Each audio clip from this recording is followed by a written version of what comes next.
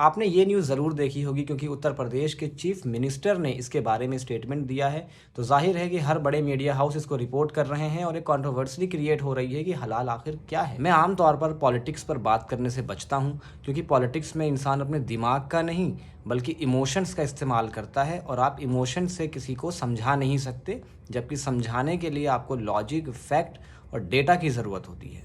आइए शॉर्टकट में जानते हैं कि इस्लाम हलाल के बारे में क्या कहता है। हलाल एक सिंपल सा वर्ड है जिसका मतलब होता है परमिसिबल। हर रिलीजन में कुछ चीज़ें ऐसी होती हैं जो करी जानी चाहिए और जो नहीं करनी चाहिए। तो इस्लाम में जो डोंट्स हैं, जो नहीं करने वाली चीज़ें हैं, उनको हराम कहा गया है। करने वाली चीज़ों को और अलाउड चीज़ों को, परमिसिबल चीज़ों को कहा गया है हलाल। इस्लाम में सारी वेजिटेबल्स हलाल हैं। तो इसका मतलब ये बिल्कुल भी नहीं है कि हिंदू उन वेजिटेबल्स को कंज्यूम करना छोड़ दें या हिंदुओं के लिए वो कंज्यूम करना गलत है। इस्लाम में cake, pastry, cold drinks, shakes, शरबत ये सब हलाल है। इसका मतलब ये नहीं है कि हम कुछ इसमें घोल कर मिला दे रहे हैं तब ये हलाल हो रहा है, या हम इस पे कुछ ऐसा मंत्र, कुरान की आयतें या कुछ ऐसा पढ़ दे रहे हैं जिसके बाद ये हलाल हो जा रहा है। नहीं, ऐसा नहीं है।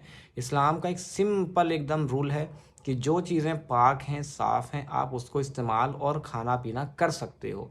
बात आती है एनिमल की, क्योंकि यहाँ पर एक बात कही गई कि जो माचिस है उसको भी झटका दे करके जलाया जाता है। सिंपल आप करोगे तो वो नहीं होगा। तो मुझे लगता है कि इस पे अभी और इनको रिसर्च करने की ज़रूरत है और पढ़ने की ज़रूरत है, क्योंकि पेस्ट्री पर भी और केक पर भी कुछ ऐसा नहीं किया जा रहा झटका या ऐसा कुछ। तो सिंपल सा लॉजिक है कि जानवर जब हम ज़बह करते हैं यानी उसको जब हम किल करते हैं तो इस्लाम ने प्रॉपर एक मेथड बताया है।